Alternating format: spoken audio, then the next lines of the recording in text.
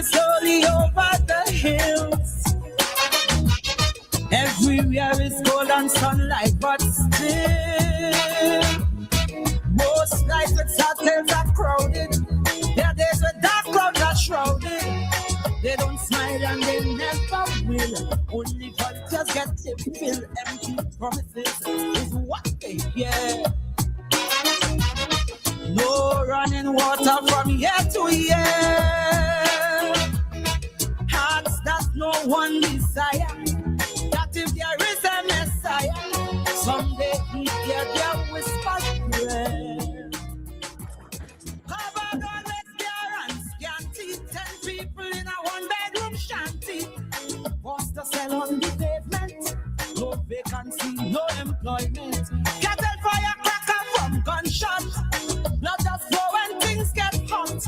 Afraid to look out the window. To hear voices from the ghetto.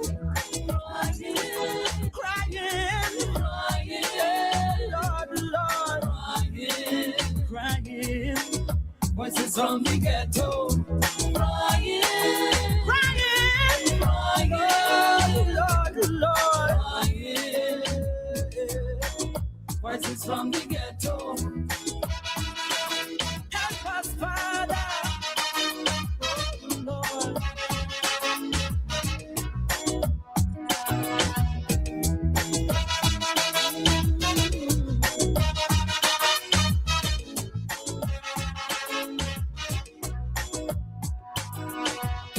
Mothers just holding head on ball.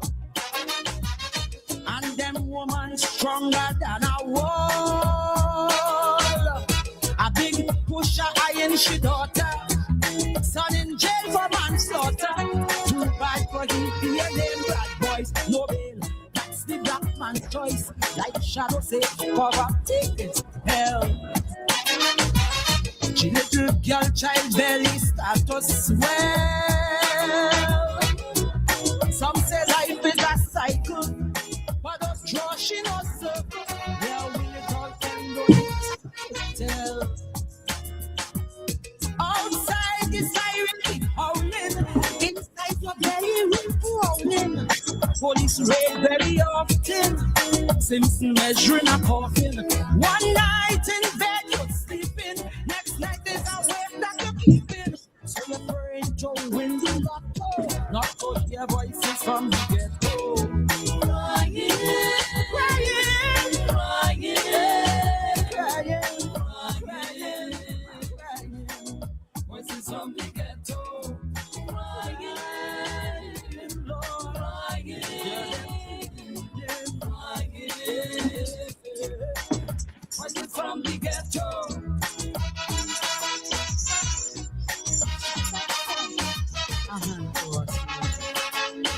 We are not a forgotten people.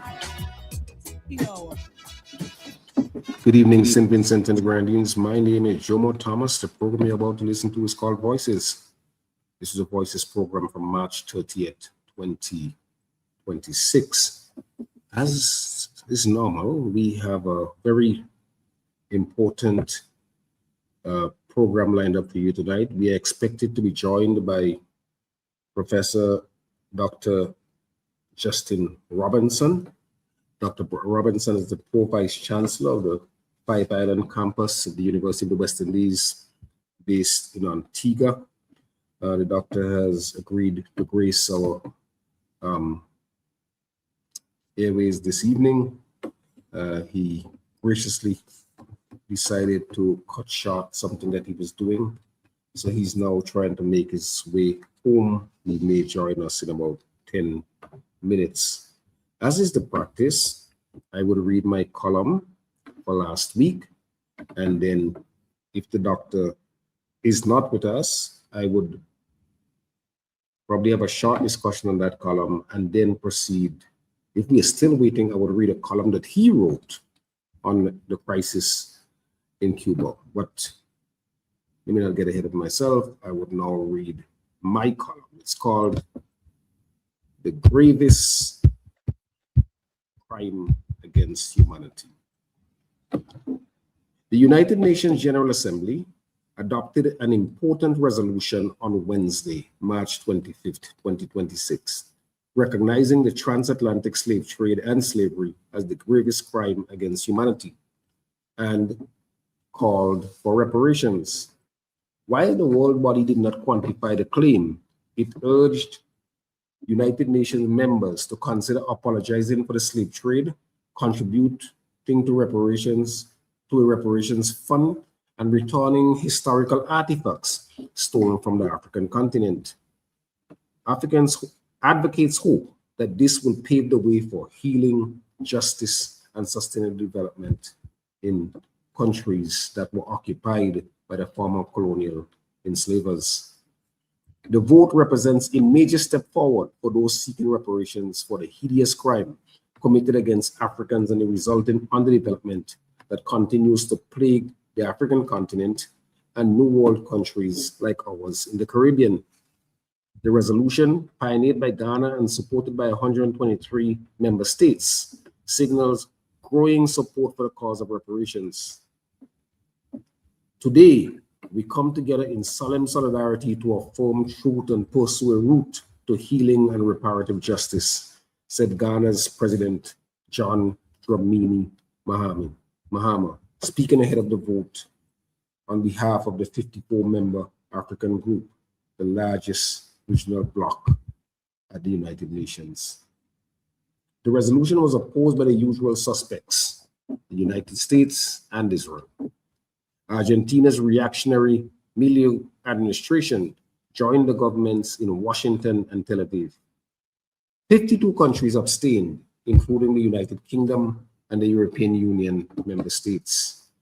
The resolution was adopted on March 25, 2026, the International Day of Remembrance of the victims of slavery and the transatlantic slave trade. With the measure now adopted, Ghana signaled that it will continue pursuing reparatory justice within the framework of African Union Decade of Action and Reparation and African Heritage. That decade runs from 2026 to 2036. While urging member states to remain in its word on the right, while urging member states to remain in its words on the right side of history and justice. To this day, many do not understand the African story and demands for reparations. The truth is this: for more than 400 years, millions of people were stolen from Africa, put in shackles and shipped to the New World to toil in cotton and sugar fields and cotton plantations under scorching heat and the crack of a whip. Denied their basic humanity and even their own names, they were forced to endure generations of exploitation with repercussions that reverberate today, including persistent anti-Black racism and discrimination. The resolution emphasized the trafficking of enslaved Africans and racialized chattel enslavement of Africans as the gravest crime against humanity by reason of the definitive break in world history, scale, duration, systemic nature, brutality, and the enduring consequences that continue to structure the lives of all people through racialized regimes of labor, property, and capital. We are constantly reminded of the Jewish Holocaust. However, we must remember not to forget that the African Holocaust and its recurring legacies predated the atrocities Europeans committed against Jewish people. Esther Phillips, Barbados' first poet laureate, who witnessed the vote, said, "There are spirits of the victims of slavery present in this room at this moment, and they are listening for one word only: justice." The resolution should please those who have struggled long and hard over the many decades to bring into sharp focus the horrors of the transatlantic slave trade and slavery. The resolution is a reminder that all of the areas where chattel slavery was widespread remain a crime scene demanding research, redress, justice, and compensation. It was the exploitation of the labor, sweat, and sacrifice of Africans that the former enslaved and colonialists built their wealth. UN Secretary General Antonio Guterres called for confronting slavery's lasting legacies of inequality and racism. He said, now we must remove the persistent barriers that prevent so many people of African descent from exercising their rights and realizing their potential. We must commit fully and without hesitation to human rights, equality, and the inherent worth of every person. Another pivotal point of the United Nations vote is that the African continent is now fully on board with the just demands. This is significant because Ghana's effort at the United Nations offered new impetus for CARICOM's reparations demand, which was issued in July of 2013. When CARICOM issued its reparation demand, many questioned its importance and utility, while others lampooned the call as hopeless grandstanding. Since then, there has been a revival of the reparations movement in the United States and a rekindling of contacts between diaspora and Africans worldwide and the African continent. With the UN vote behind us, one can only hope that PM Friday and his team will lend total and complete support to the reparations cause, establish a reparations commission with a budget and office that enables its members to take the cause to all corners of the country and our diaspora. We must never forget that our country played a seminal role in the revitalization of the reparations cause. Former Prime Minister Gonzalez and UWI Vice Chancellor Dr. Hilary Beckles were instrumental in convincing regional leaders. They made a convincing case that the regional underdevelopment and poverty were a direct result of the slave trade and slavery. Dr. Hilary Beckles, chair of the Caribbean Reparations Commission, frequently says the 21st century will be the age when the just demand would be recognized and honored. However, we have to be clear-sighted on these issues. The reparations struggle is akin to a marathon rather than a sprint. The least we can do is to continue to raise the call for reparations in our lifetime. So that was my piece for last week. A lot of people, a lot of Africans across the world were very, very happy with that resolution. It must remember that back in 2001, there was a conference in Durban, South Africa against racism and xenophobia and for recompense. Back then, the big countries, the US, the UK, I think the US delegation back then was led by the former Black military general, Colin Powell. Condoleezza Rice was on that because they wanted to put two Black faces who came out in opposition to reparations. But the reparations cause has grown leaps and bounds. Like I said, in 2013, July, at the CARICOM Heads of Government Conference, CARICOM adopted and the righteous demand to pursue reparations. And that effort has been going on ever since. Reparations committees were formed across the region.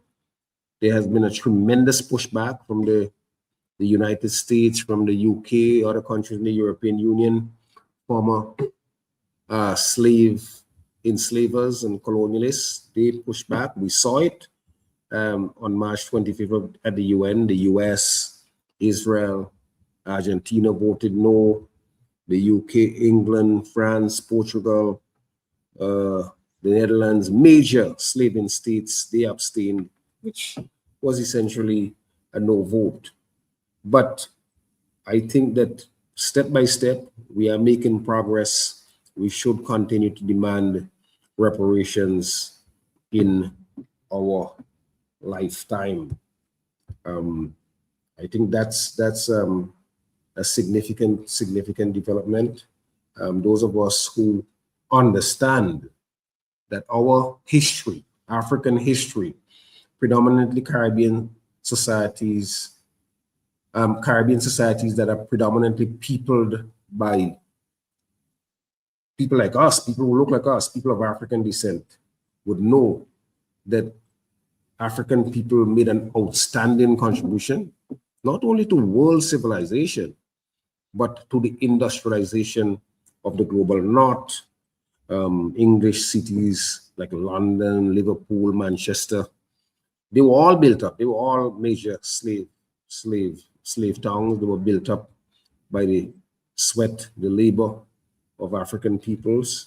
And we believe, as some of us say in the movement, they stole us, they owned us, they worked us, and now they must pay us. So that is the call. Like I said in my column, I am hoping that the government of Dr. Friday would decide to really give some focus, some strength to revitalize the reparations movement. It is true that Gonzalez started the movement in 2013, at least here in St. Vincent and the Grenadines, but never bothered to give any kind of practical support to it. But I would not go on any further because we are joined by the man of the evening, Professor Dr. Justin Robinson. Good evening, sir. How are you? Yeah, hi, good evening, Jomo. Hanging in there. Good to see you virtually. Yes, indeed. I'm Not in the delighted to flesh, see you. but at least virtually I'm delighted we'll to see take you that. as well. Say it again? I say haven't seen you in the flesh a long time, but we will take virtually for now. Yes, I'll take this. I'll take this any day. So, Dr. Robinson, like I said, thank you so much for coming on. And I must say that I have followed you for some time. And then you started putting out a series of articles in that some of them were carried in the Searchlight, others was carried in the paper in Antigua, others I picked up where people shared on Facebook. And I said, wow, I have to get this brother onto my program. Not only that, here's the fact that this is a man from our soil, Vincentian man. And I said I had to get you on. But please, I want to go from the beginning, and maybe you should tell us a little about your formative years so that we can give the context to what we are talking about. So tell us a little about your formative years, how you grew up, where you went to school, what your initial studies were. So you tell us a little about your academic life, and then you tell us about your professional life. Okay, well, so short story. As I ran into a lady at church yesterday, and somebody was introducing me as a Vincentian, and I said to her, well, nobody really knows me, but everybody knows my mother. So I told her that my mother is Without a Nelson doubt. Robinson. So she immediately, okay. So yes, so really from, I guess a big part of my identity is being a South Leeward man. And I tell people, so I was born and grew up for the first, 10, 11 years of my life in Bottom Kittels. Okay, then when my parents separated, I was in Rillan Hill for a little bit. My mom really heavily from Rillan Hill. But as a person really coming of age, and maybe the biggest part of my Vinci identity is being a Top Kittels man. You know, I grew up on the block there. Used to live right next door to what is now Philo's Disco. Right next door there. So I really some of my happiest days there, and a big part. And I also so I came of age in that environment. I'll tell people where I grew up, we were not Labour, we were not PPP, we were not NDP. Where I grew up, we were UPM, you know, on our block. Upful was the word. Upful was the word. Upful was the word. Indeed. So that's a big part. I mean, well, academically, I went to Petersville. You know, remember old Miss Peters there in town, many long friends. Then from there, I went to St. Martin's, which I really enjoyed, you know. So that's another big part of my identity, you know, St. Martin's man. Yeah, I spent 2 years at St. Martin before brother them threw me out. Oh, Lord, yeah, brother. And then I went to grammar school for a sixth form. where I Right. really, I guess that's where I sort of zeroed in academically. I did economics, history. Those were really economics, history, and accounting at A levels. Then I went back and taught at St. Martin's for 2 years. Again, fantastic period of my life. I think I really learned a lot, grew up there.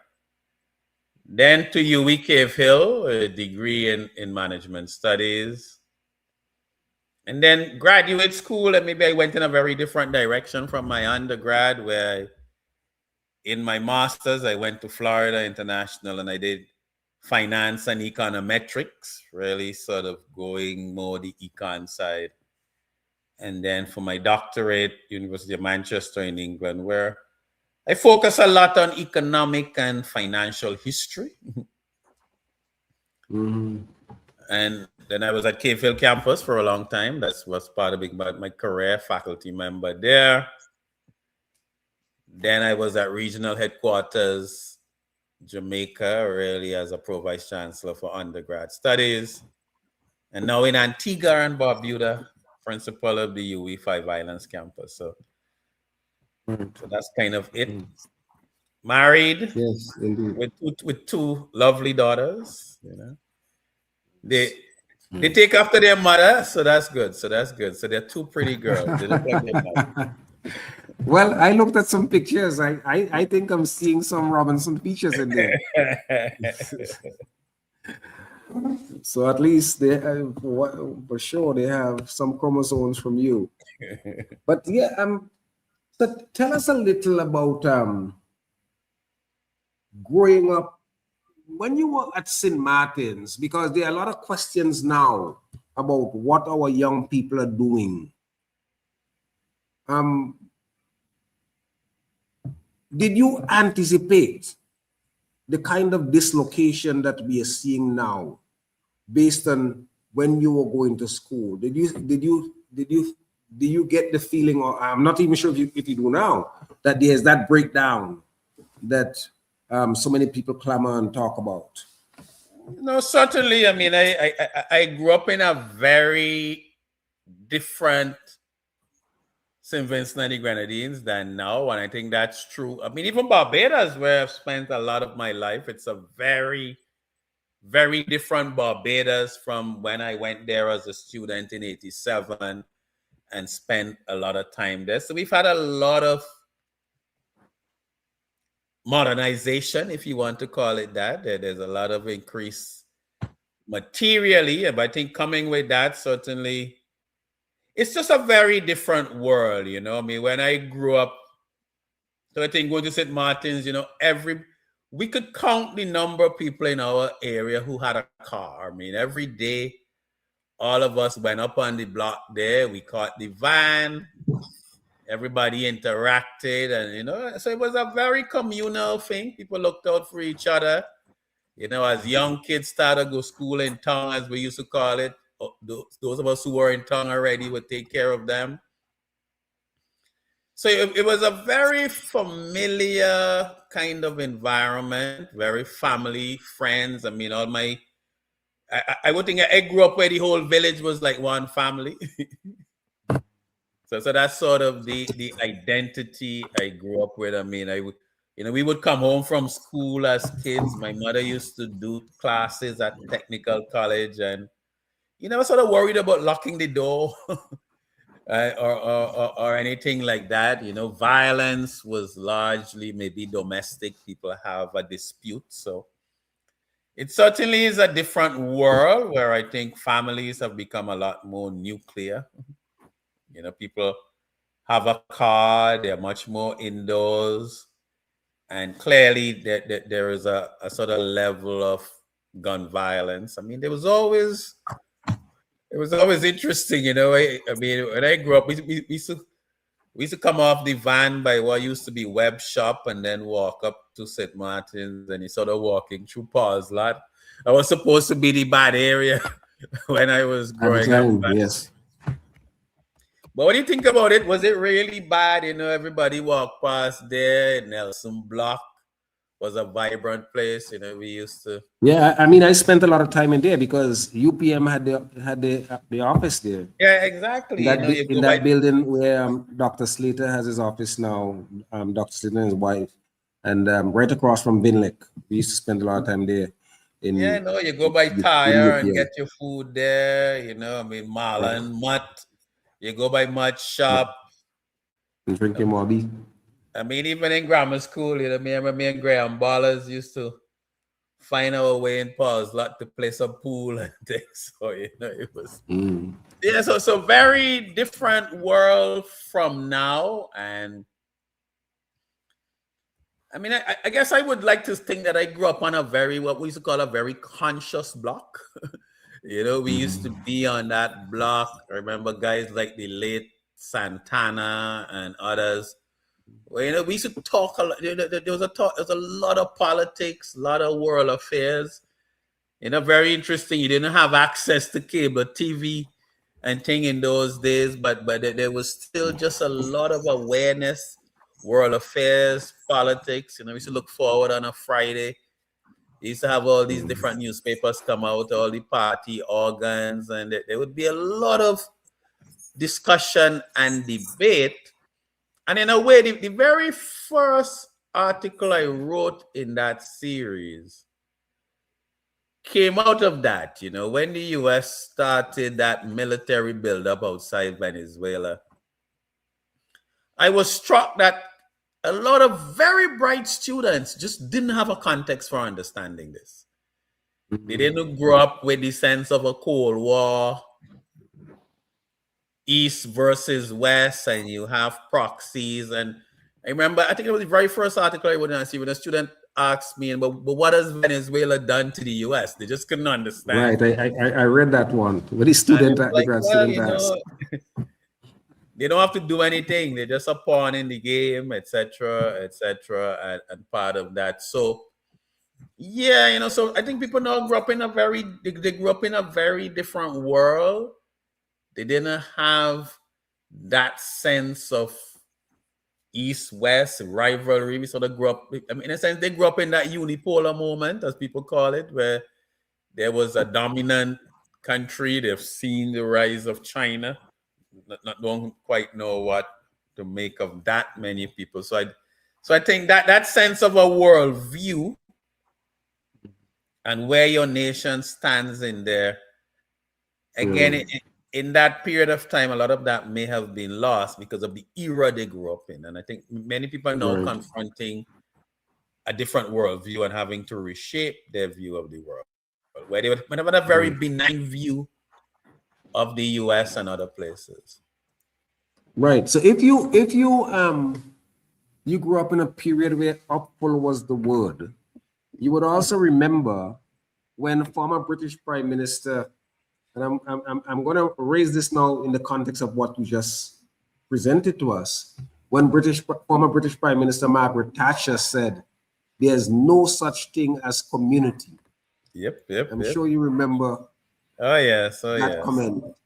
And contrast that with everything that you were saying before, and how, and I was kind of struck because during COVID, Boris Johnson, another former Prime Minister of England, who said he was a protege of Margaret Thatcher, said, "Well, I have to disagree with my mentor because COVID has taught us that there is something called community." I wish you could comment on that.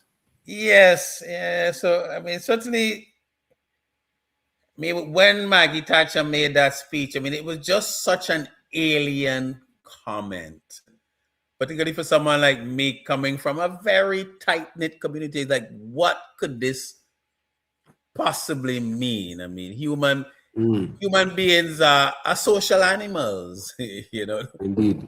And I mean, everybody belongs to some kind of community, but I think she really used that language to justify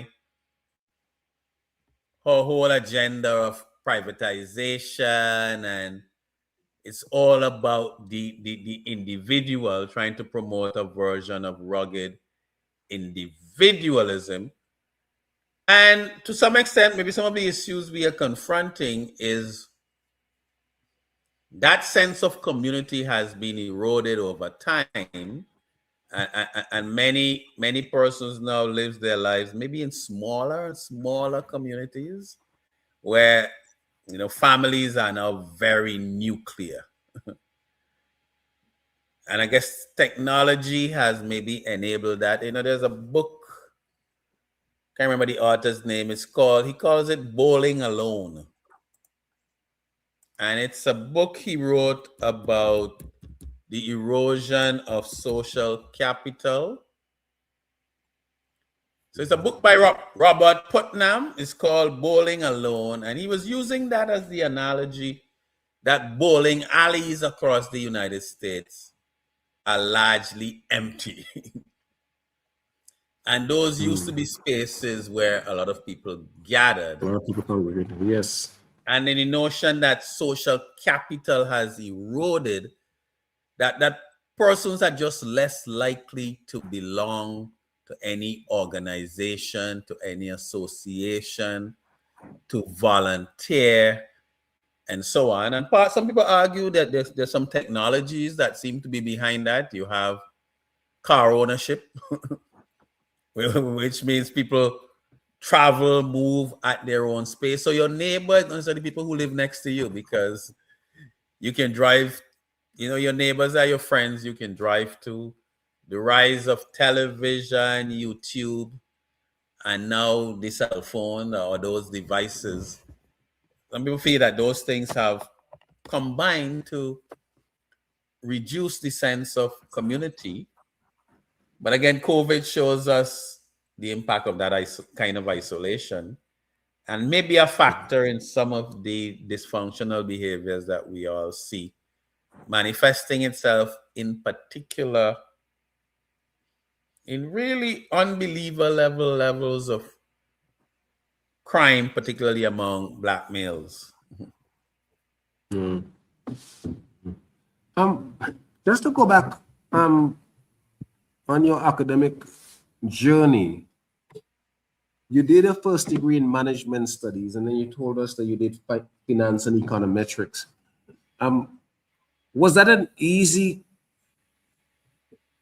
transition to make? Understanding, well, you did say at grammar school you did economics and accounting and so on, but was it easy to do that? Understanding there's that my understanding is that when you get to econometrics, there's a fair amount of math that you have to do. Yeah, it wasn't easy. This whole notion. It wasn't easy. Math was never a subject that came easy to me. I was always more of a reading oriented person. So it did require a level of effort, but I recognized that if I wanted to be successful in an academic career, that was something I had to master. Because it's such a dominant part of the methodology around research in that field. So yeah, it wasn't an easy. I mean, the economics I always had a good grasp of, was very comfortable with. Even in the management degree is flexibly enough that I did take a lot of econ courses. So the economics wasn't so much the issue, but certainly I had to put in some serious sweat equity to master the econometrics. Right. So tell our audience, when you talk about studying econometrics, what are we really talking about? Right. So you can think of econometrics as statistics specifically for the field of economics. So a lot of statistics was designed for what we might call, what they call cross-sectional data. So like if you are studying voting patterns or how voters, each voter is a separate individual. If you are doing a lot of surveys, a lot of that, you're dealing with separate individuals. But in economics, they tend to study a lot of what you call time series. It's the same variable at different points in time, economic growth every quarter, and so on. So it's really what you call a time series. So, for example, a cross section might be if you have GDP growth by country. So your data is a set of different countries. A time series would be like if you're studying GDP growth or unemployment for St. Vincent over time. So econometrics is a lot of the statistics of time series because the underlying assumptions, how you analyze that, are actually quite different because it wasn't designed for that. So I would say the big difference. So it's really a lot of statistics, but statistics get a lot towards time series and sort of economic variables. Right. And tell us a little about what you did say that you spent a fair amount of your life in Barbados, I guess, as a student first and then as an employee. Tell us about that and your own location at the University of the West Indies at Cave Hill and some of the things you did there, some of the experiences you had, positive, negative, and so on and so forth.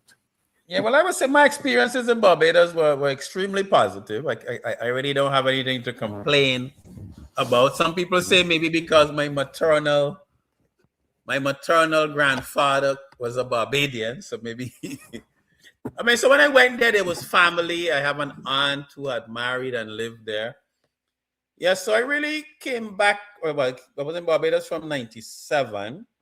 Came back as a lecturer in Department of Management Studies and really learned a lot about academia there. And I suppose it's one thing being a student and visiting a country. When you're actually kind of living there, you have to get involved a little more. I always used to like to try my hands at sport, much more interest than ability, but I think I fitted into Barbados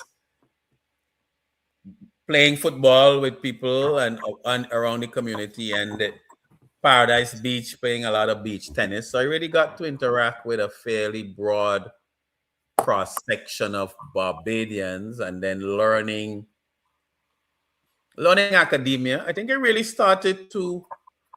my public engagement really started with the financial crisis of 2001 because in my master's and PhD, I specialized in finance.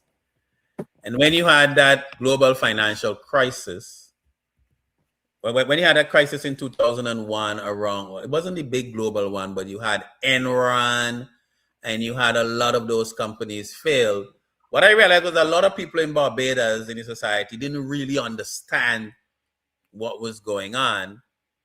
And I also remember sort of my very first engagement off the campus, engaging people, was the Institute of Chartered Accountants had a panel on the collapse of Enron, World Cup, that big corporate failure in the US. And I was invited there and I realized a lot of people didn't understand it. So from then I started.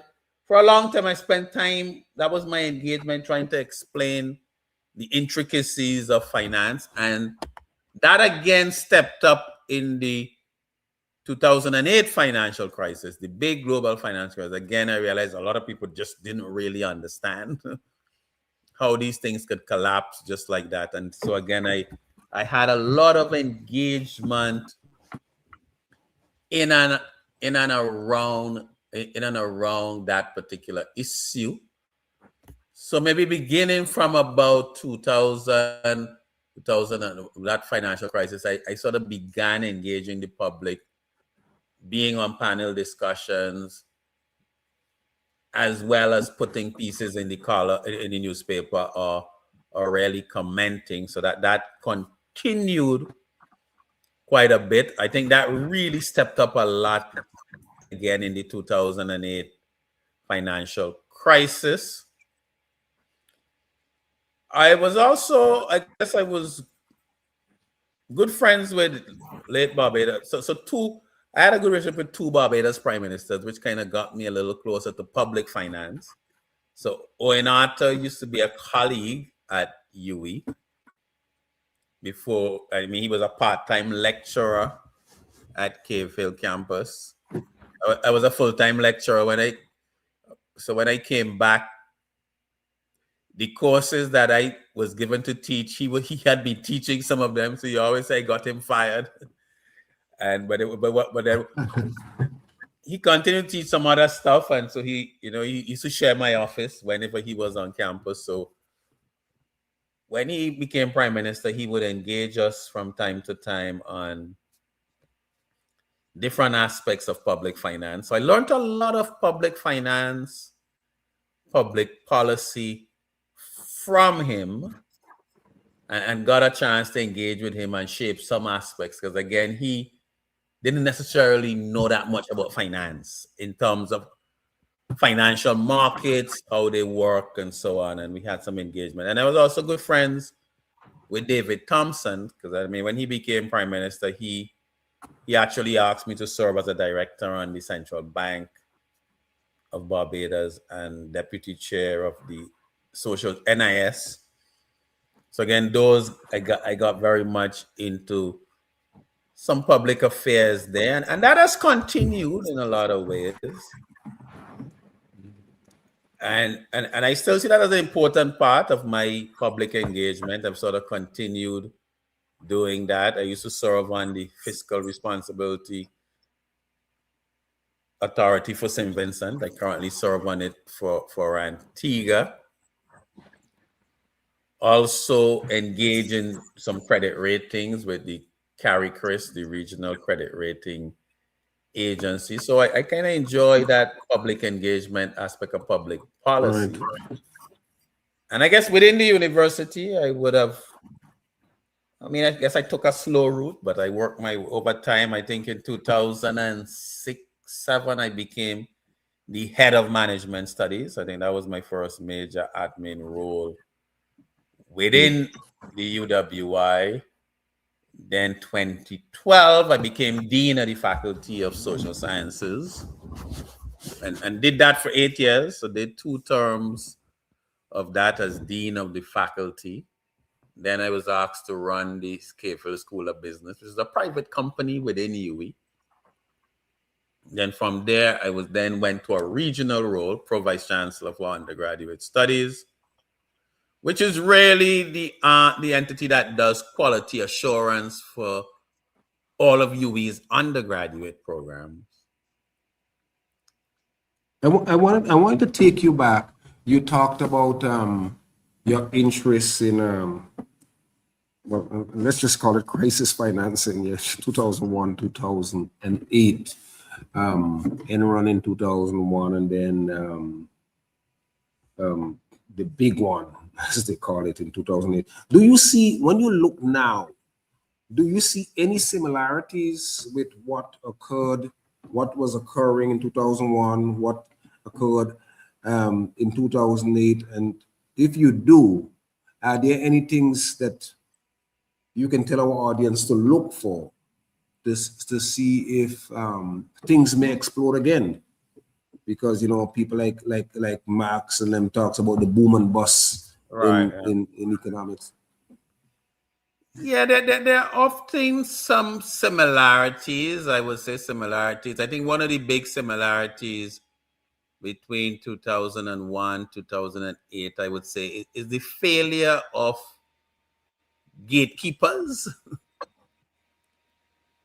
So many people saw the Enron and others as sort of a failure of corporate governance. A lot of reform came out of that. So the accounting firms, for example, took a lot of beating. Accounting firms lost a lot of credibility because a lot of these companies had clean audits. The audits didn't really reveal that. They weren't as heavily questioned then, but credit rating agencies had some question marks then. And in many ways, they were the villain of the piece for many in 2008. And so these gatekeepers that have a private sector orientation, so private, I think one of the commonalities is the effectiveness of private profit-oriented gatekeepers. I think somebody can get a PhD out of that, sort of looking these private, profit-oriented gatekeepers, because there's a notion that, okay, if it is your business to be a gatekeeper, you need to maintain your credibility, then you will be a good gatekeeper. But in a sense, I think that is one of the commonalities there, the corporate governance, the failure of the boards. The boards of directors were supposed to be putting oversight and so on. And in a lot of ways, the public regulators seem significantly underfunded and under-resourced compared to these large private entities. So the capacity of these small, underfunded regulatory bodies to really regulate these private sector giants, I think, is one of the issues there. So the having effective gatekeepers around the behavior of large private profit-oriented business, I think, is one of the themes that come through there. Yeah, and the boom bust cycle, I guess a lot of us, including myself, are very influenced by the work of the late Hyman Minsky, who sort of really frames this as, you start off with investments, and investments have risk, and there's like a first rung of investments that are of reasonable risk. And then you move to a next stage where the investments are getting riskier and riskier. Capital is pouring into projects with weaker and weaker foundations. And then you sort of have a collapse. So these kind of speculative cycles really is the work of Hyman Minsky. And so I'm always looking. So, he has this financial instability hypothesis. But he says stability is destabilizing. That is the core of it. That stability is destabilizing. Is that stability causes complacency, leading to a shift from like cautious financing to high risk, speculative, and ultimately sort of Ponzi finance. Now, he argues that capitalist economies are inherently prone to crises. Long periods of prosperity, they breed excessive risk-taking,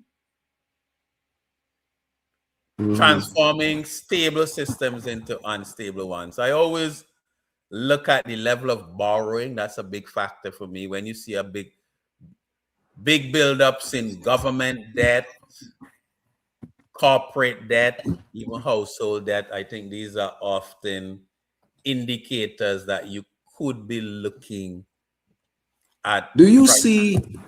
Oh, I'm sorry. I thought you were finished. Do you see? They had these bubbles. They had the housing bubble. They had the other bubbles. Do you see what is happening now with AI as a potential for a similar kind of boom bust situation? Yeah, so the AI is an interesting example. I mean, it's an interesting example of how things work. I mean, so all of these people in the companies, I mean, people in there, they have done accounting, they have done they've done an MBA, they've been taught the way to do an analysis. Should I make this project? Should I make this investment? And when you look at the amount of money that companies are putting into AI investment, you don't have to be a genius to say, well, how on earth are these companies going to generate cash flows to actually get a half decent rate of return on these investments? And it's almost like everybody is playing a game where you're waiting that there's a bigger fool out there. So I'm going to invest, we're going to pump up the price, and somebody's going to buy it from me at an unrealistic price. When you look at the underlying, and if you're investing trillions of dollars, what are you what are you selling to earn the revenues to justify that? I mean, they certainly can't be hoping to sell the general public, $20 a month subscriptions to ChatGPT and others. So there's clearly, so many people look at it at the AI as a bubble. Not that AI is not going to be an important and very transformative investment. I mean, I think AI is going to be fundamentally transformative along the scale of the Industrial Revolution. So I don't have any doubts about that. But how profitable it is for individual companies relative to the levels of investment they are making. So in a sense, that AI investment is propping up the US stock market, in many ways propping up US growth.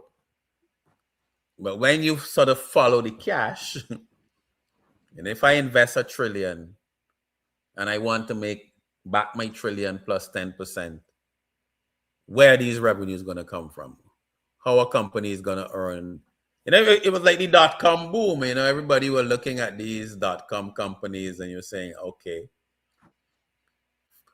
based on how these assets are being priced for investors to make money, I mean, the level of advertising spent in the world might have to expand by a level that didn't make sense. So I think that there's a good case for thinking of an AI bubble.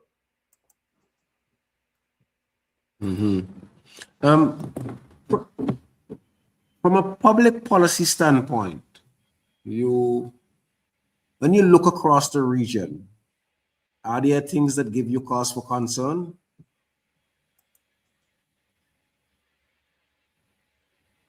Well, in terms of our region, I mean, at the current moment, I think many Caribbean economies outside Guyana, I think, are maybe facing a structural problem.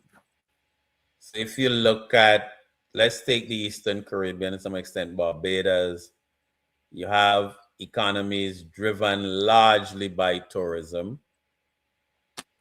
And the question that you face is that how much further can this take us? Okay, so how do we? So I mean, if we put it in simpler terms, so like in Barbados, the economy I'm most familiar with. So now it gets to a point when, let's say, a new hotel project is announced. The Barbadian public is not necessarily that excited.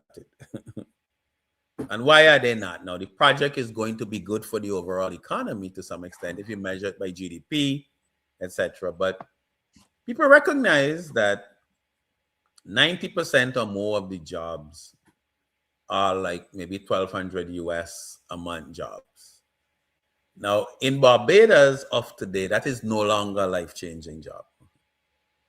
In terms of the cost of living, people's aspirations, and so on. It's so for most people, 2,400 Barbados doesn't really change their life. So how do you generate sort of high-paying jobs, more high-paying jobs within the economy? I see as the structural challenges that all of these economies face, because in a sense, we are largely tourism-driven, and the capacity of tourism to generate high-paying jobs for the countries that have more mature tourism. Now, in a place like St. Vincent, there might still be some where tourism on the mainland, in particular, is relatively new. There might still be some capacity there to generate some real life-changing jobs for a period of time. But in a sense, it's an overused term. But how do you diversify the economy? How do you give the economy more than one wing, more than one engine to fly on? But I was saying, how do you generate sort of high-paying jobs, more high-paying jobs? And with the developments of the last year or so, you know, how do we reduce external vulnerability? You know, we just see, you know, how do you enhance our levels of self-reliance to some extent? You know, give the economies more of an internal logic, so to speak. But based on that analysis and the fact that so many of our countries, all of them, like you said, with the possible exception of Guyana, and in the near future, we may see an emerging energy sector, strong energy sector in Suriname. How do you see the perennial question becomes, what is to be done?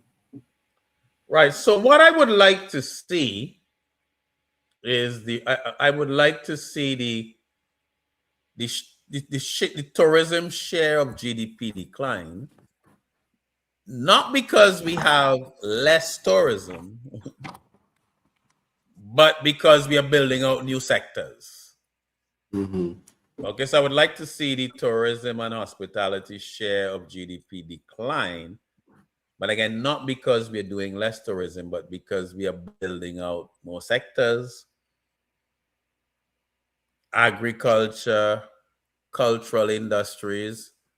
I mean, one of the things that worries me most about the current moment, I thought there was prior to the last year or so, I thought there was a real potential and energy behind building out a renewable energy sector, which I think is quite important in that it saves foreign exchange if we can generate energy from renewable resources that are ours. I think it saves foreign exchange. It gives us a degree of energy sovereignty.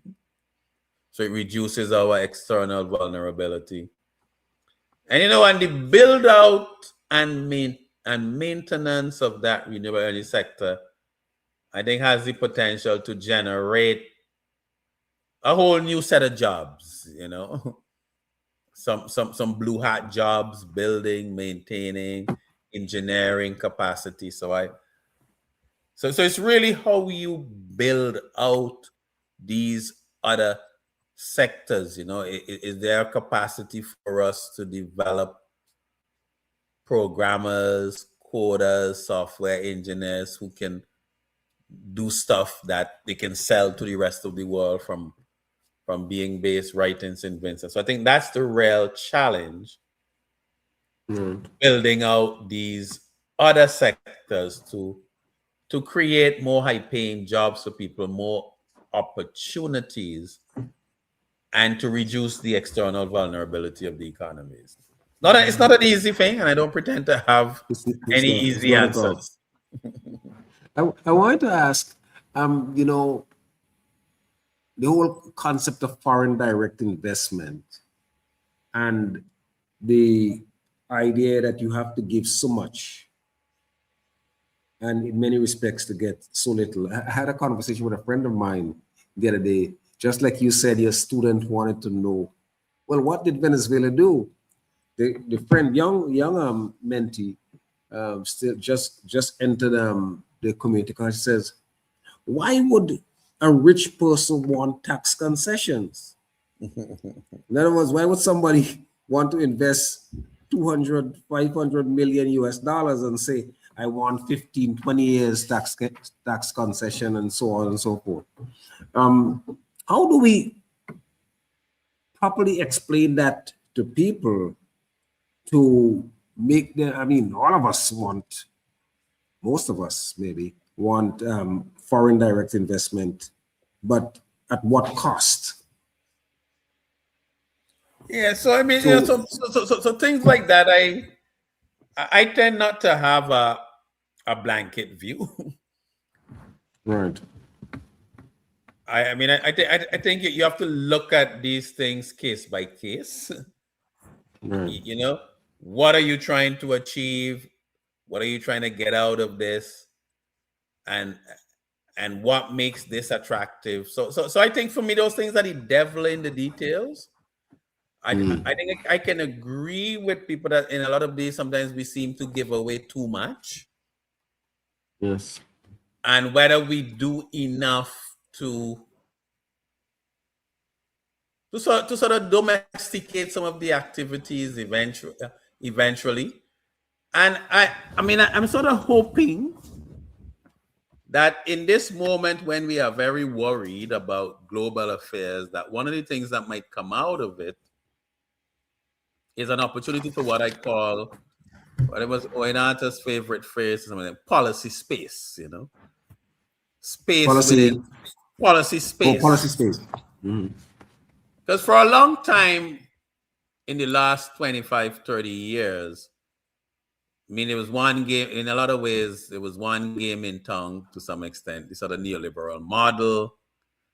Industrial policy was a bad word. You let the market decide. So again, a lot of ways, this Vincent I grew up in was a St. Vincent where industrial policy was kind of the norm, So even these tax incentives to bring in people and others, they were kind of part, but it wasn't just tourism, the sugar factory, the flour mill, having Diamond Dairy, so that a lot of that was really industrial policy where you're trying to boost domestic production. And that kind of went out of the way where you were supposed to specialize in your areas of advantage and trade for everything else, a high degree of dependency. But we've seen the United States really move up and say, no, industrial policy is the name of the game.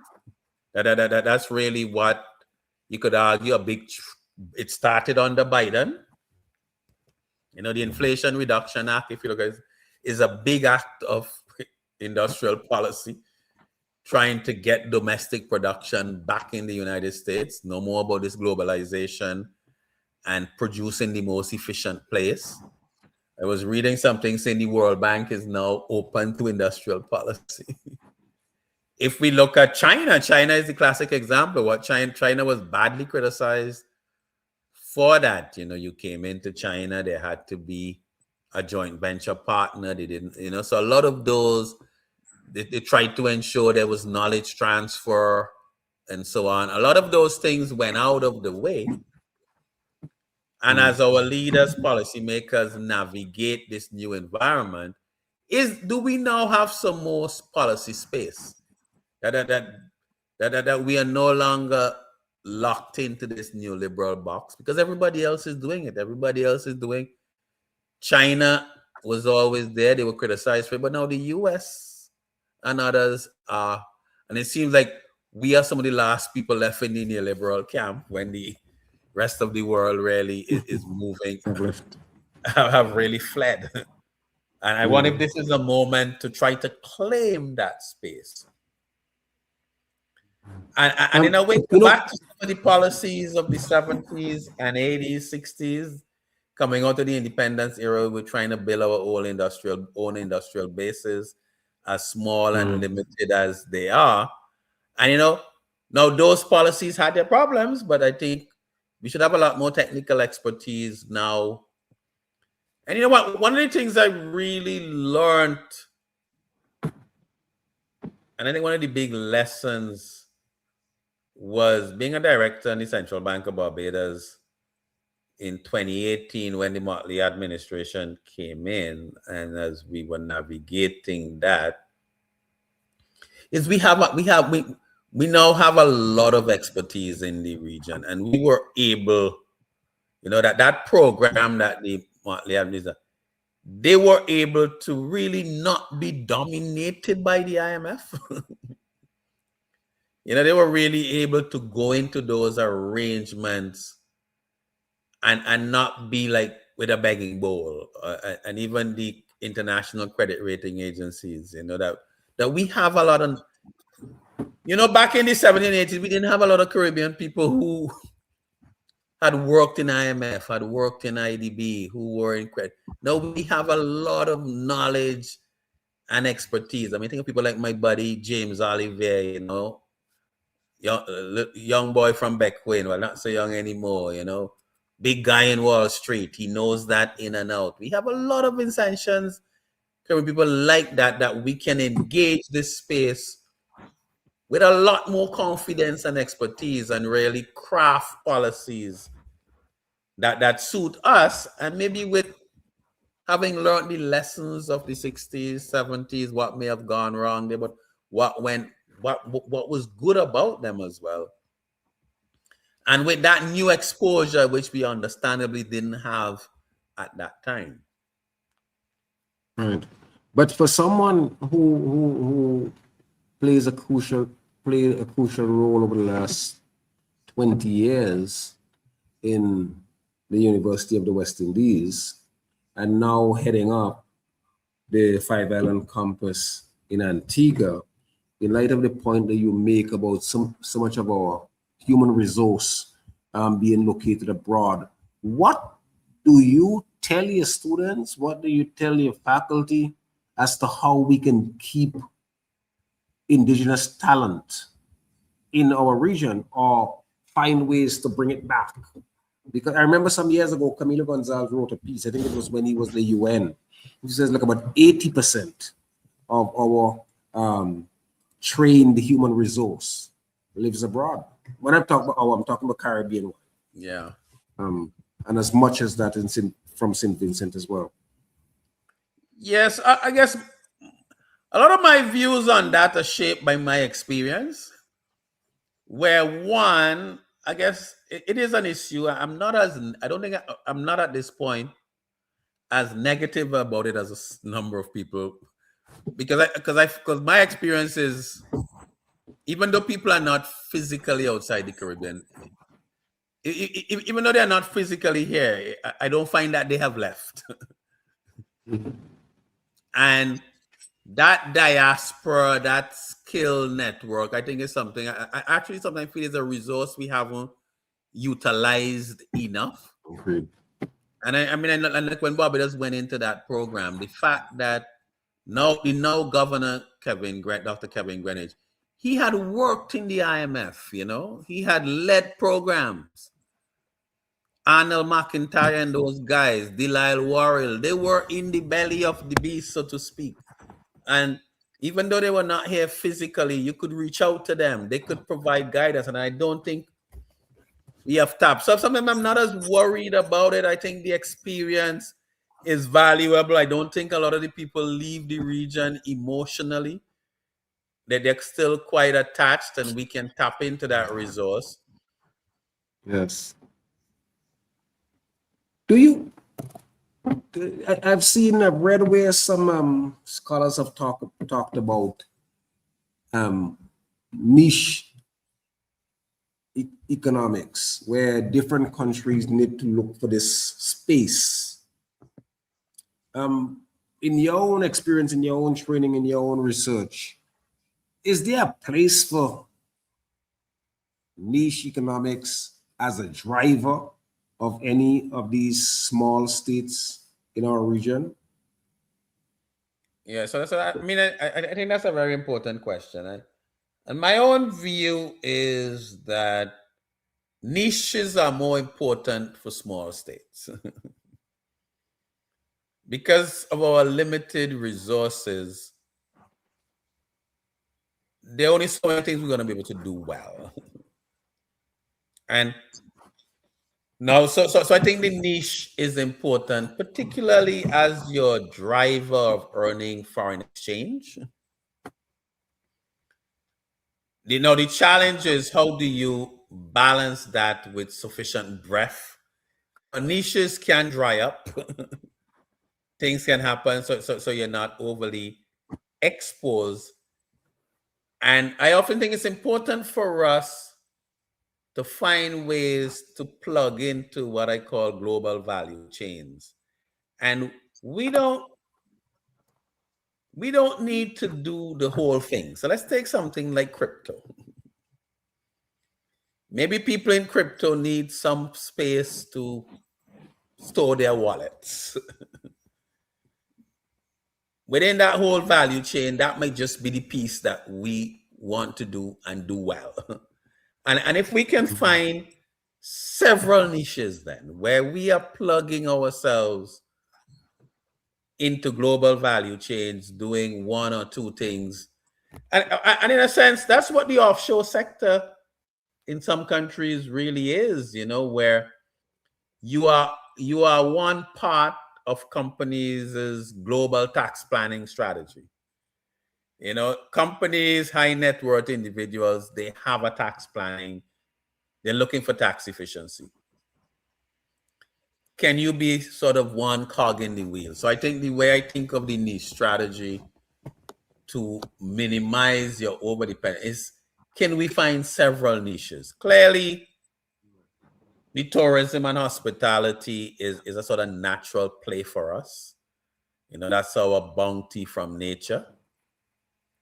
I mean, in a sense, there are a lot of beautiful places in the world, but the Caribbean offers something quite unique. in terms of what we offer. So how do we, and I think it was, former CDB governor Neville Nichols, he always expressed a disappointment that tourism had not done more for things like agriculture. It had not done more for things like high-end furniture and other amenities. They hadn't done more for the cultural industries and so on. And I think that's one of the challenges, is that how do we extract more value added from the tourism and hospitality sector to broaden our economic base? Because what I see, the challenge for most businesses in a place like St. Mary's is that your market is small. Mm. What tourism and hospitality does is give you several thousand more people to sell to. But do we sell enough to them? What are we doing to try to sell to them to sort of extract more value added from it? What the internet it gives you a chance to sell some of your products to a much bigger market. So I think these things are all very important. And how much of it is mindset? We are online, but we are online heavily as consumers, not as content producers and sellers. And I think those are important issues to understand why we are doing more in terms of not being just consumers online, but actually producers, and selling more content. Are you optimistic with a Caribbean as singular states? Do you think that the time is right now, in light of all that's happening, for there to be a big push to try to see if we can learn from what happened with the West Indies Federation, CARIFTA, CARICOM, and if we can do even more to put some life into CSME? Yeah, yes, I think it's very important. And I think in one of my articles, I've argued that we need, what is important for the region now is to really seek to get OECS levels of integration. Because I think the OECS is really a classic, is really a very good example of regional integration. A single currency, single central bank, much ease of movement, a lot of functional cooperation. I don't know that we need to go the whole political hog. I don't know if we missed that historical moment. I don't know. I guess I don't know enough about politics to speak to that. My sense is that we've kind of missed the historical moment for the political union, but I think space is opening up, because in a way the OECS is very much a single economic space, if you want to exploit it that way. Huh? Mm-hmm. Like Five Islands campus. One of the big appeals for students to Five Islands campus from the OECS is that if they come to Five Islands, they don't even need to open a new bank account. They can keep their same bank account. They can access it from wherever they are in the OECS space. They don't need to apply for any student visa. If they want to work while they study, they can do it here, if they get a job and so on. So I think the OECS has really created that a very good space. Mm-hmm. And the extent, I think I was doing a seminar for the Barbados Small Business Association in the build up to the recent elections, and I said, if I were a politician, prominent in my manifesto in Barbados would be how to get Barbados to become a part of the OECS. And I am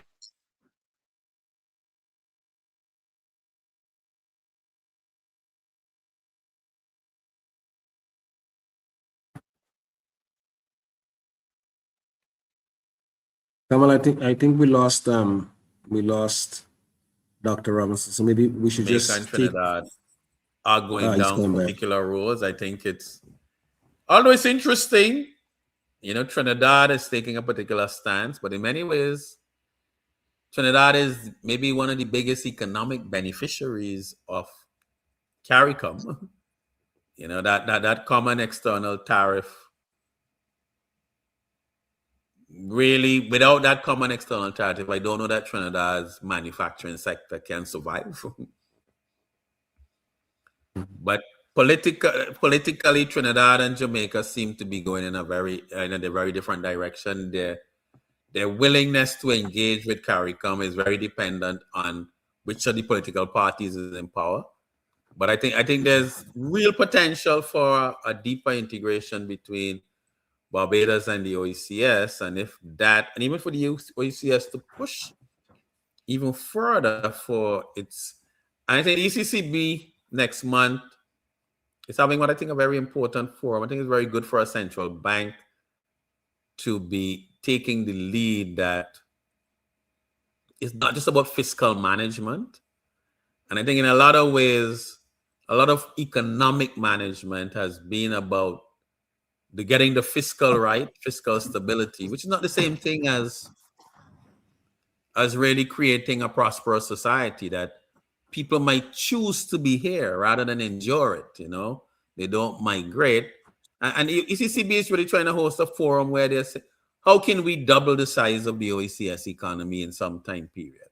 And let's have some brainstorming around that. And some of that might call for much more integration within the OECS, although we are heavily integrated. So I guess my long-winded answer is I'm not necessarily that optimistic about a deeper CARICOM union, but I see potential for Barbados and the OECS to really get closer and really create a significant space, because I don't think that's an insignificant space in its own right, and how we can really grow the economic pie in that space, and also in a very inclusive manner, because we have growth, but we seem to have growth with growing inequality, and people really struggle.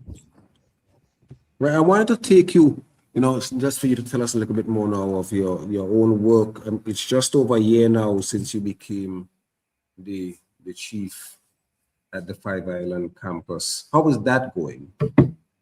Yeah, so I think I think we're doing a little better than we expected. So the campus started in 2019 with 178 students. I think when I came here in 2023, that had grown to 500 and something students. And right now we are at about 14,000. We had about 1,400 students, at about 1,450. So we are certainly growing the numbers nicely. Right. What is so when I became principal, I tried to frame my principalship around what I call the CCC crisis in facing our region and sub-region. The climate crisis, the crime crisis, and the chronic non-communicable disease crisis. So we are confronted with these three crises that are really ripping our region apart. The crime crisis. Caribbean people, OECS people, most friendly, fun-loving people in the world, Jomo, but we murder each other at amazing rates. And young black males are both the victims and the perpetrators, and really creating a sense of instability. Yes. And the NCD crisis, we're not just the beach and carnival capital of the world, we are also the diabetes and hypertension and so on, really destroying both quantity and quality of life. And the climate crisis, we just one hurricane, one storm takes away. So what I've tried to do is to build the the academic programming, the research, and our public advocacy around those three crises, and what I see as the opportunity from AI, which I really see as sort of a almost equivalent to the industrial revolution. So our programming is shaped around that.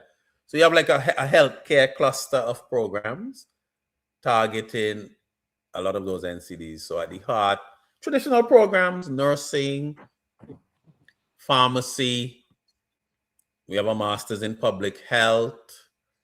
We have an MBA in healthcare management and a master's in managing chronic non-communicable diseases. That's really, which is the only program with like in UE, which is really in a way our healthcare cluster. We also have a technology cluster, cybersecurity, AI, data science.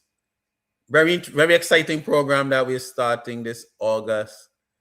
A bachelor's in software engineering, where you do 2 years with us and you go off to Guangdong University Institute of Technology for 2 years. That's the Silicon Valley of China. You're there for 2 years. You get a 6-month paid internship. You get 2 degrees. You get one from us, one from the Chinese university, which gives you a lot of global options. A bachelor's of science in fintech, which again will be the first of its kind in UE as we try to build out that technology cluster. Also, we are seeking to build out a science cluster because, a lot of our problems need to be solved by scientists and really trying to enhance basic science. And at the heart of that is an attempt to give people a second chance at science. What we find is the way our system is structured. If you're not one of the real bright people, as you remember when you went to school and you were in the science stream doing math, physics, chemistry, biology, then age 14, 15, there's really no way back in science. So we're trying to build a bridge because, for example, we have a degree in like sports science. A lot of people want to get into that. The Caribbean has a sporting brand. But, they're into sports, they're coaching, but they didn't do biology and chemistry back in school. And the way the system is structured doesn't give them a second chance. So we're trying to build that cluster. And also, alongside that, a humanities cluster. Because we think you have to know who you are. You have to know where you are coming from if you are going to compete in a global space. So really, we're trying to build this cluster of programming that attack that really directly deal with the CCC crisis, try to embrace the AI opportunity. I don't think we want to be totally followers in that. We want to find our niche in that and be at the cutting edge. Maybe it gives us an opportunity to boost our productivity in a massive kind of way that helps to compensate for some of our smallness and so on. And to build the programming around these clusters, as well as research with a particular focus on the Eastern Caribbean and public advocacy. Because, when you're in Barbados, you take it for granted, like there's a budget. And so for a lot of my life in Barbados, the government presents a budget. You have to spend the whole night reading the budget because the Private Sector Association would have a breakfast the next day where they invite all the business people. And they'll get a panel of us from UE with different views to debate the budget. You don't get that in the OECS. So Five Islands Campus wants to bring that into the OECS space. You have a health issue. You can call on a set of health experts who are focused on the OECS. So that's really our mission there, as we see ourselves as really a landed campus serving the OECS. And we're trying to make it convenient. So one of the programs that we are very excited about is our Bachelor of Science in Criminology and Criminal Justice, which we really revamped to focus around policing. And we are offering that program. It's a 5 islands degree being offered face-to-face. And it was being offered on the ground in St. Vincent. So we have like 28 or something police officers in St. Vincent who are doing that program because, typical police officer, they can't at this stage in their life pick up and move to another island to do studies. They have family. And if that, and we see that as our pilot, we would like to do more of that where we are delivering face-to-face content in St. Vincent, St. Lucia. And we deliver it by a combination of technologies where, one, we hire people in St. Vincent as adjunct lecturers. The country now has a large pool of people who are qualified to teach at the university level. We do some of it online, some of it we fly in our faculty. So that's really our vision, really, to do this multiple modes of delivery. So you're meeting people. Right. The students who are there now, are they, what percentage of them who are actually based in Antigua, are they diverse from across the OECS, from across the rest of the Caribbean? Yes. Or are they overwhelmingly from Antigua? Well, right now the majority is Antiguan, so we have about 75% Antiguan.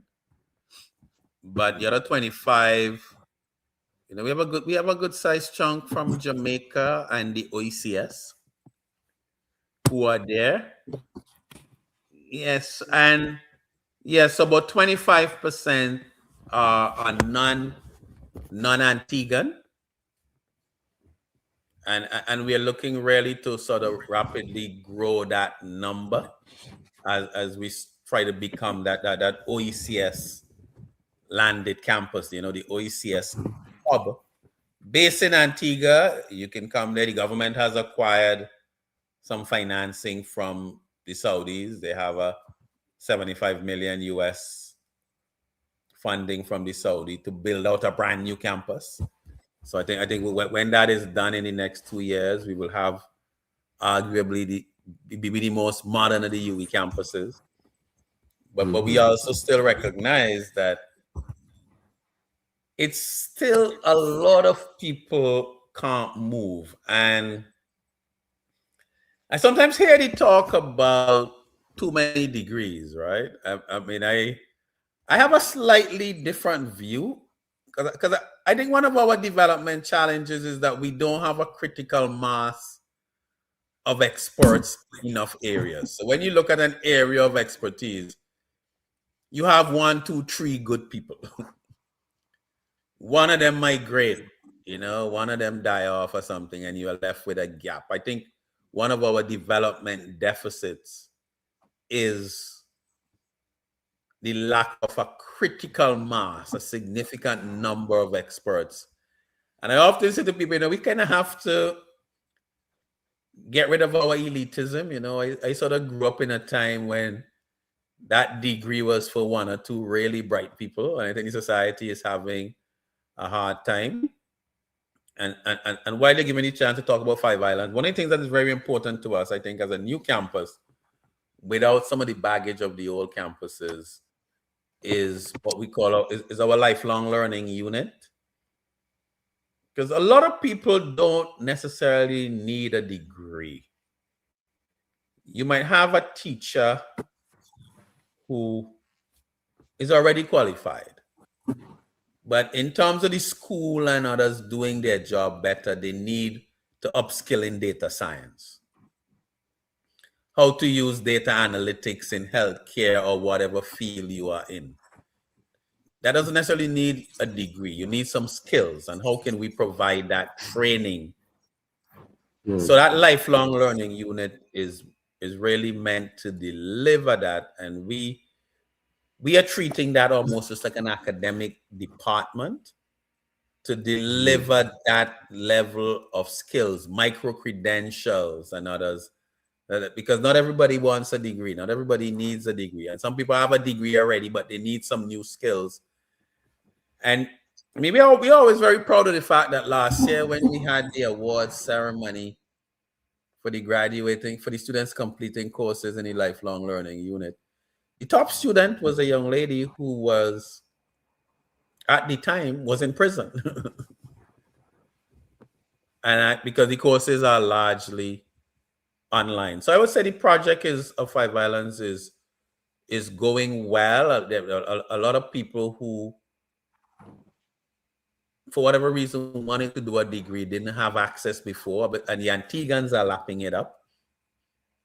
And when the campus had its first graduation, the valedictorian, I always remember that the top student, was, the entire staff of Antigua TV came to the graduation because they remember she was a Dominican migrant working as a security guard, and they remember her when she was on duty with her books studying, and she graduated top of the class. So so those are the kind of stories that really. As somebody who work at the top of academia across the region, do you think that we have a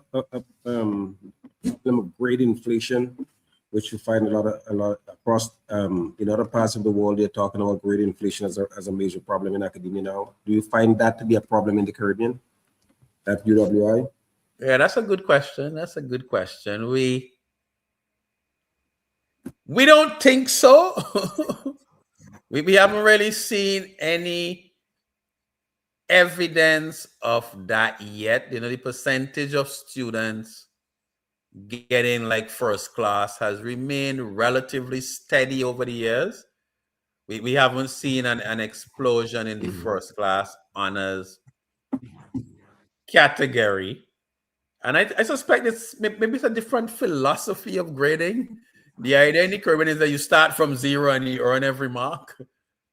We don't have things like grading on the curve. Those are really not part of the system. And I used to be Pro-Vice Chancellor for undergraduate studies. So, if more than a certain percentage of your class fails as a lecturer, you have to submit a report and explain what's going on. Yep. And if more than a certain percentage of them get A's, you have to do the same thing. Indeed. So it's we had some problems.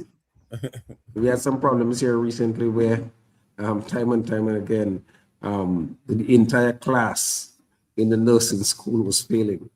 Yeah. So again, if that amount of people are failing, we sort of think something is wrong with the teaching. Or it has to be. There's some structure. So if more than 25% of your class fails, you have to submit a report. And we have to. But again, if more than a quarter get A's, you also have to submit a report. Right. What about the issue of widow boys? We have a almost catastrophic situation now. I think at UE it's about 75% girls now, which is not across the world. That seems to be an issue as well. But do you identify it as a problem at your campus across UWI? And if you see it as a problem, how do we get around it? Yeah, no, it's a real big issue within the university. We would like to see more males. Yeah, and a part of me suspects it's not a university problem. I think it starts way lower in the system. So, the girls do a lot better than the boys at common entrance. And then that sets up a whole cycle. So again, you come up to O levels, the girls are on. So again, if you look at the sex ratio at the community college, that's what's going to feed into the university. So I think we have to look at this in a holistic way, starting at the lower level, because it's not that we have a lot of males who can matriculate into the university choosing not to. What we have is a lot of males who are not succeeding in the school system at all and are therefore unable to matriculate into university. So for example, I remember when I was dean of social sciences, we used to get accused, but you would be training all these social scientists. What about the hard scientists? Again, I'm saying I don't think this is a UWI problem. It's a university problem. It's not that we have a lot of people with the qualifications to get into science and not enough places. When you look at our school system, the percentage of people coming out with O levels and A levels in maths, physics, chemistry, biology is quite small. So those are the areas where I see some challenges in the education system that we have to look back at the primary school level. You know, there's a big math problem. Where math is a problem, you're gonna have a science problem. You go into the secondary schools, you know, how many of our secondary schools are really equipped to teach science? Do we teach it well? You know, how much are we investing in the teaching of mathematics? The boys learn differently. And I was gonna go there.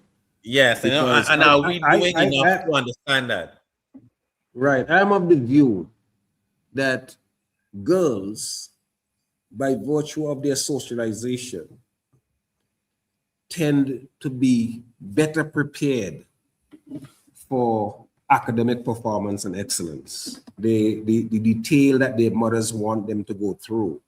I think the explosion that we are seeing now is as a direct result of the fact that before, where there might have been a chance to educate one person in the family tended, because of the male domination and so on, the boy tended to go.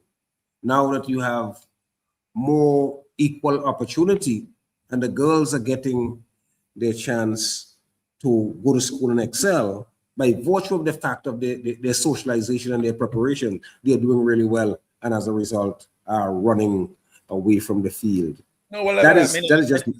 No, I think you're spot on, you know, and I know one of my colleagues, Mark Figaro, has written a bit on this, you know, even just the way we raise our girls, you know, girls have chores to do around the house, you know, their mothers, so they learn to be more disciplined and so on. You know, people frightened that the girl get pregnant, so they're keeping a close eye on her, and whereas they kind of let the boy sometimes get spoiled. They're allowed to run free, and so on. So I think there's an aspect of that. But also, I think also how we teach, some of the things we do, you know, I mean, there's still a lot of sit down, chalk and talk, you know. I mean, there's some physiological differences between boys and girls.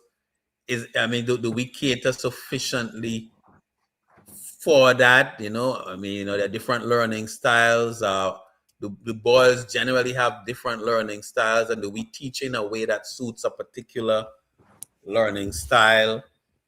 You know, and one of the interesting arguments I heard, I don't know, is that, you know, boys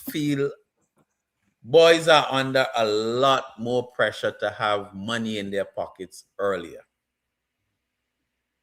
Because historically they were the breadwinners. Right. So boys figure they need some change of their own early. And this school system where you got to stay the course and not earn money for a little while just doesn't appeal to them, you know.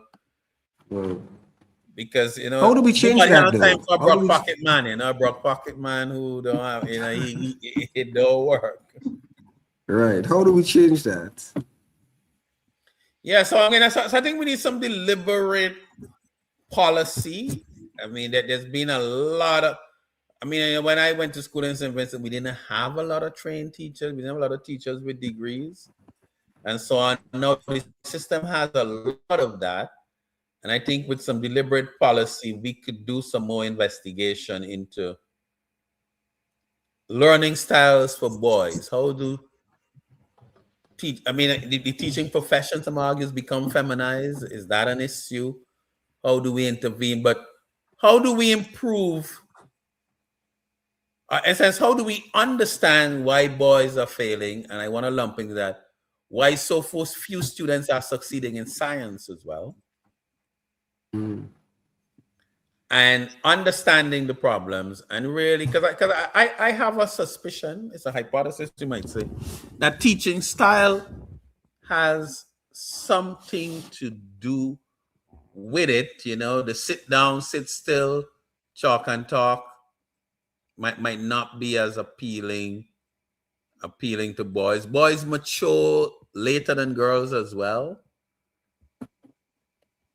Boys mature later than girls. Do our systems adequately address it? Because it's a real problem. It's a big problem when because it's not that easy to. We live in a credential oriented world. It's not that easy to succeed now without credentials. It's not even the old days when you could go and learn a trade. The economy has changed. Credentials have become. Well, I think one of the things that we can do is to put some emphasis on what we used to call back in the day vocational training. I mean, there's a lot of money that can be made in of course, and I don't see vocational technical fields. And I think, unfortunately, people tend to portray it as something for less than, not so academic. I mean, I think that's a very backward view. And certainly, even that now, the products now are very technical. It's no longer just putting around in a car engine. You gotta be able to run the computers, diagnose, and all of these things. So I don't think it's so certainly, and maybe AI might push us in that direction, because there's a lot of evidence that AI and the robots and so on are very good.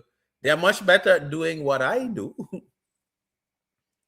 But some of the more technical things are where they really struggle, that dexterity and so on. So you never know. The AI might give the blue collars a rebirth, because those skills seem more difficult for AI and the robots. You have a colleague, I don't know if she's still on campus, but many years ago she appeared on this Voices radio program, Carolyn Cooper. Yes, she's still around. Right. And Professor Cooper is of the view that one of the main reasons why some of our students perform so poorly is because we speak a language that we believe is English, but it's not really English. So she suggests that what we need to do is to have English as a separate language, and where we can learn our language. I don't know if the statistics prove that many of our students are performing at lower rates in English than they are, let's say, in French and Spanish, because those who kind of grasp the French and Spanish see it as something different. Whereas when they do English, we mix it with our own language, our indigenization of English. Well, how do you come in on something like that? Yeah, I certainly don't dismiss it in terms of, again, to me, anything that can improve languages. I suspect, given the current state, you probably need to be bilingual, and it's always interesting why some people are bilingual and some are not. Because I think I'm bilingual in the sense that I speak standard English, but I speak very good Vinci. Yes. And I'm able, and I speak good Bajan, and so on. And it's very interesting. As I was listening to you, one of the things that I think I observe, which might support what you're saying to some extent, is I have noticed that it's very difficult to give a speech and keep your audience engaged in the Caribbean now if you just use standard English. I was reminded, I had been thinking about it. Because last week Monday I was in Jamaica. I was at the funeral of one of our colleagues who died, and I know the priest, and this guy, he's been there at the chapel for a little while, and as he was giving his address, he was moving between standard English and Jamaican almost freely, and I've noticed that even more across the region. And I actually think if you stand up in a space and you are giving an address and you just use standard English, it's very difficult to keep a Caribbean audience now actually engaged. So and that might support the point that you are making, that if the whole classroom and language of instruction is one that is alien to people and can't keep them engaged, it might affect performance. It's really too many challenges is being bilingual, being able to take these concepts and speak to people in a language that they understand, but also that they also master this thing, which is in many ways the lingua franca of the world. But I don't rule it out, because you have to keep people's, sitting still in a classroom and paying attention for 45 minutes to an hour is not natural for 7 and 8-year-olds. And if it's being done in a language that is kind of alien to them, but what is this person really saying? Or you have to put it in a concept. And I wonder if we do enough of that. So my broader view of Cooper's point is, how do you contextualize learning in a way that it makes sense to people? So if you're teaching statistics, are you using examples from cricket or sports or whatever? Because I refuse to accept that in a culture where the main sport, the most popular sport in the Caribbean is dominoes. You can't tell me people are not good at math in a culture where dominoes is the dominant thing. And dominoes is all permutations, combinations. I remember as a little boy in Kittels, you go in the shop on the block there and then men playing dominoes. They had men like Reds. Those fellas probably hardly finished secondary school, and them men could tell you what in your hand from early. Yeah. And they can read that. But that's a lot. So to the extent to which we are delivering these things in a culturally relevant, contextual manner, even sitting in church, I could see it, the priest is doing his thing, but the audience, the congregation responds differently when he puts something in the vernacular. It's a whole, it's like who was half sleeping wake up when he actually puts it. So I don't think we should be dismissive of that, huh? Yes. I want us to spend the next few minutes to talk about some of the pieces that you wrote. And I want to take you first to this piece that titled, "No One is Coming to Save Us, the Caribbean Reckoning." So what was on your mind when you talk about this? You said, for example, the last 12 months have been in education, not in what we hoped, but in what we should have known. We watched the Trump administration assert America first, and with a bluntness that left no room for ambiguity. We watched Canada and Europe accommodate, recalibrate, defer until Greenland was threatened, until a NATO ally was in the crosshairs. Then suddenly, sovereignty mattered. Strategic autonomy became urgent. Decades of comfortable assumptions dissolved in weeks, and I have had to revisit my worldview. The lesson for the Caribbean could not be clearer. No one is coming to save us, not Washington, which sees us as a backyard or an afterthought, not London, which has long ago moved on, not Ottawa, which has its own recalibrations on the way, not Brussels, which discovered its own vulnerability and has no bandwidth for ours. The rule-based international order we were told to trust has revealed itself as a convenience for the powerful, suspended the moment it became inconvenient. We are on our own. The question is whether we will finally act like it. Yeah, for me, it was it was quite a stunning period. I mean, it was one thing to see the shift in the U.S. That was one thing, but when boats in the Caribbean are bombed as drug boats without any due process, and the EU doesn't say anything, they have not commented on it. The Canadians haven't commented on it. The British haven't. You had what happened in Venezuela. They haven't commented on it. They were totally so. Those supposedly guardians of that rules-based order, they were really mum. I mean, Liberation Day tariffs. The idea that one country could unilaterally change its tariffs, when one of the big shifts in my own lifetime was when the WTO came in. We were told we had to get rid of all the things we had and you couldn't have, and so on. This was supposed to be the way of the world. And rather than stand up for the rules-based system, all of these countries ran and tried to cut their own deal. Right. But it was the only point at which any of these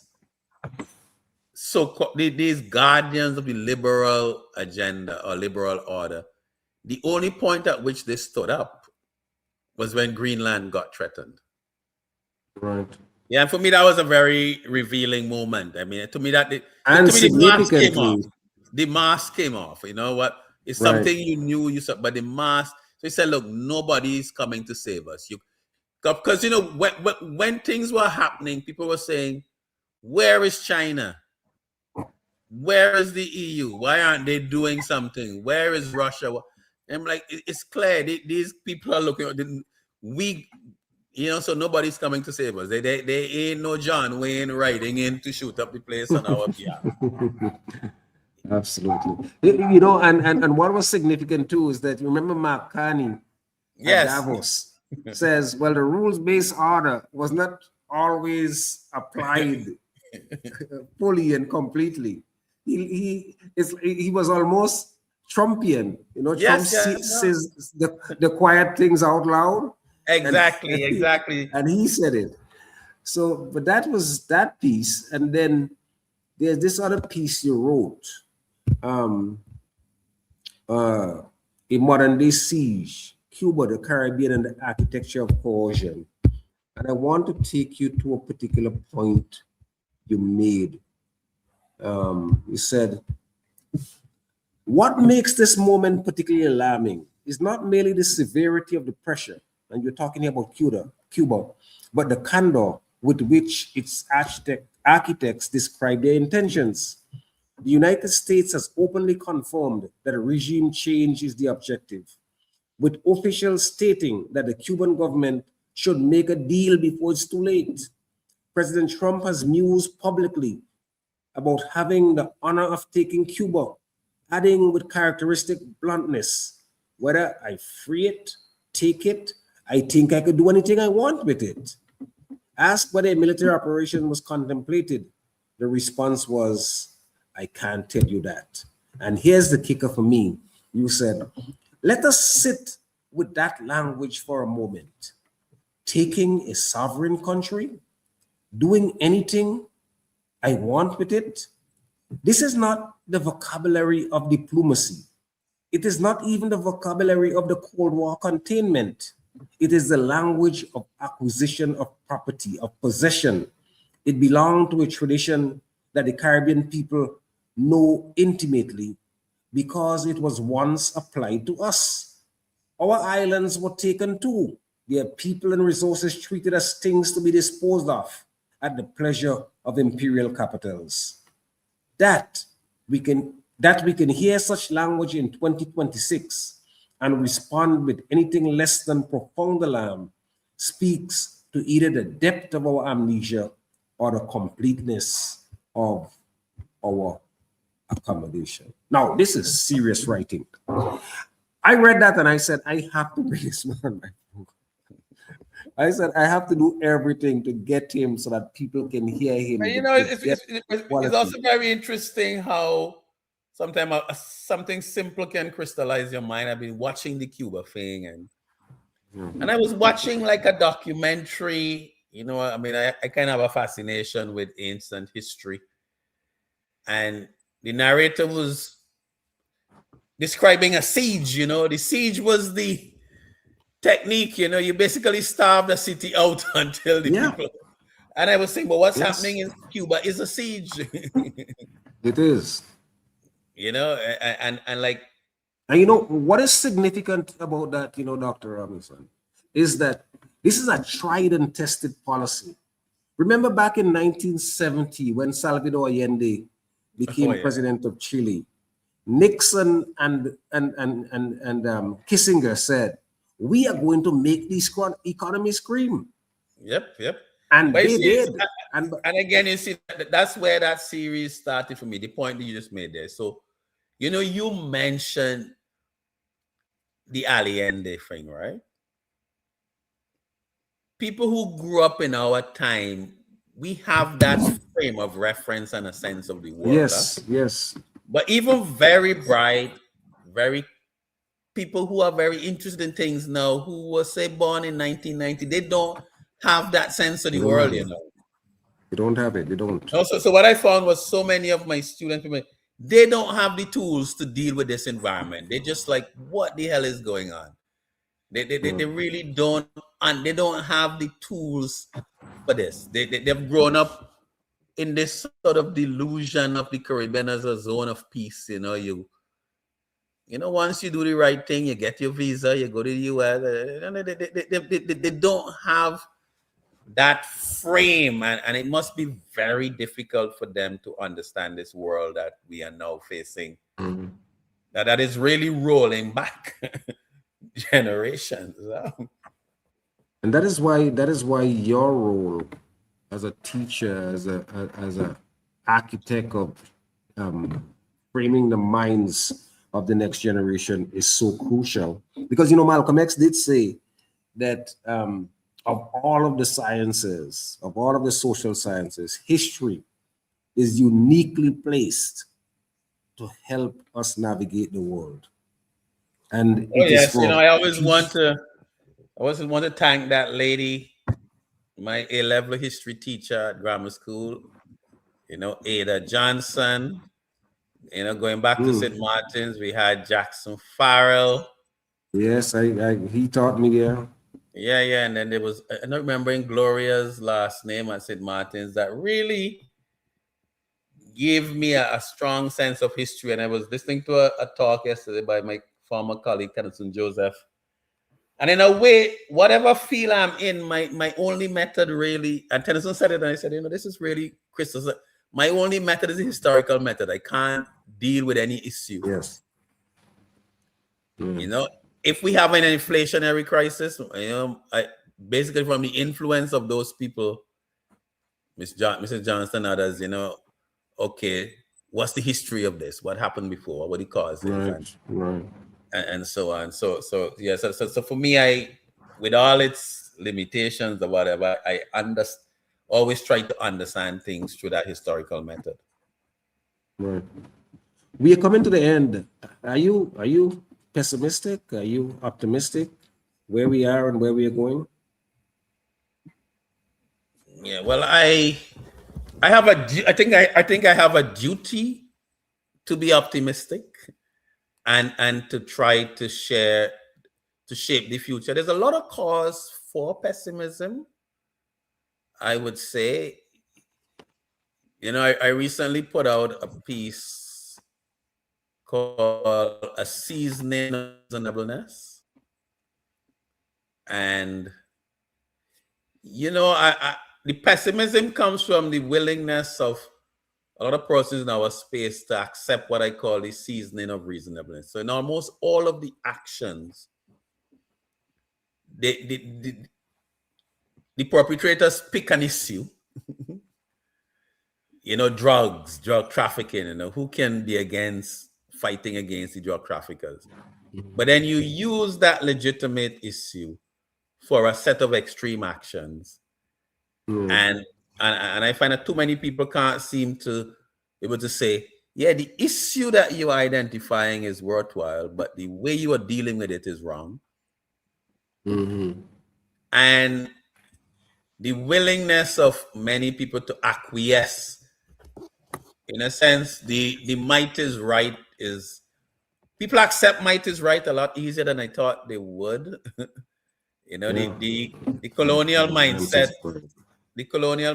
among our people is a little deeper than I thought. That's a cause for pessimism, but I think I have a duty to be optimistic. And how can we use this moment where a lot of the old assumptions have been torn up? Something new is going to emerge out of this. And if we don't grasp and try to shape it, then what the new thing that emerges could be really a new form of colonialism. Huh? Indeed. And don't forget, Marco Rubio at the Munich Security Conference, European Security Conference, says, look, for 500 years, we Europeans, we sent our ships, we sent our whoever, and we did great work. And then all of that came to an end at the end of the Second World War. And this independence movement was led by godless communism. And we, the United States, intend to turn that around.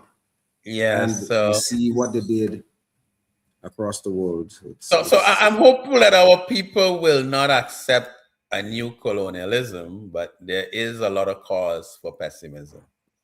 Yes. Dr. Robinson, I want to thank you so much for coming on and spending these last 2 hours with us.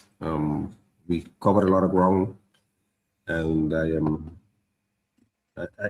am so taken by your intellect and the power and force of your writing and thoughts. So thank you for sharing with us. I'm sure there are many people who stayed with us for the entire 2 hours. There are a number of other things that they could have done, but they remained here. So I want to thank them for that. Remember, read, pay close attention, because what you don't know can kill you. Until next week, this is Jomo Thomas saying good night from Voices. Thank you, Doc. WeFM 99.9 presents Voices, a talk show that's not just new, it's phenomenal. Voices. It's interactive. You know, one of the things, right? Provokingly different. Voices, hosted by Jomo Thomas.